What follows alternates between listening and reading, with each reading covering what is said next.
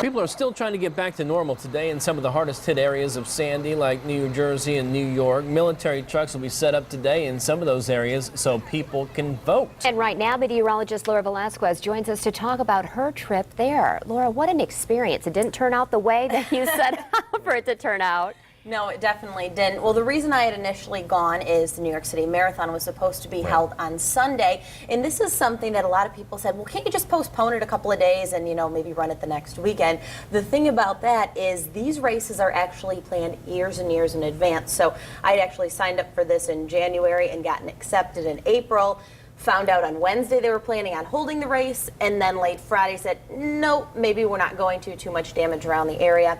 So we actually try to still take in a lot of the sites. The pictures you're looking at right now are the grandstands that were going to be set up, and then that was the finish line. Playground there, closed due to storm conditions, still some debris around. Those are boxes and boxes of food that was meant for the finishers of the marathon. It ended up being donated to the victims of Hurricane Sandy, distributed to some of the hardest hit areas. All of that grandstand seating was to be filled with millions and millions of spectators watching the 50,000 plus runners finish. So instead of doing the marathon on Sunday, what we did is we ran our 26.2 miles along with hundreds of other people on Saturday, and then on Sunday we actually ended up going to one of the hardest hit areas in Brooklyn, a place called Red Hook. And what we did is just went to a church. They had some food distribution set up because a lot of those people in the hardest hit areas, including Staten Island, still without power, still without heat, and then depending on their exact setup, sometimes it means either no hot water or no running water in general. More so, it's a relatively poor area, and the grocery stores in the area have also been flooded, so those are closed. They're still the locations that don't have the subways working or the buses working. So they're waiting for all of that to get shipped in. The good part about this was the day that we went on Sunday morning, they had their mass, and they had a big truck pull up, and they said, this truck is loaded with food, and it's all meant for this site, and there was no shortage of food. I mean, we were able to give people everything they needed. We basically said, what do you need? What can we help you with? And people were mostly saying water, juice, milk, the basic things, peanut butter, cereal. Wow.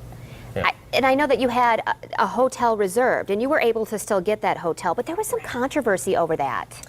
Yeah, it was really confusing. When we actually got to the hotel on Friday, it was difficult because there were so many people in the lobby. It was hard to tell who actually needed to be there and then who was there to charge their cell phones and who was coming and who was going, really. It was so busy, and the thing is there was a vast difference between where you were. Times Square, Midtown Manhattan, you would have never known there had been a storm. Then you get to some of those outlying areas and you can tell right away who doesn't have power. You can tell right away who doesn't have the food and the resources that they need. So it was very, very localized. Okay. Didn't make it to Staten Island.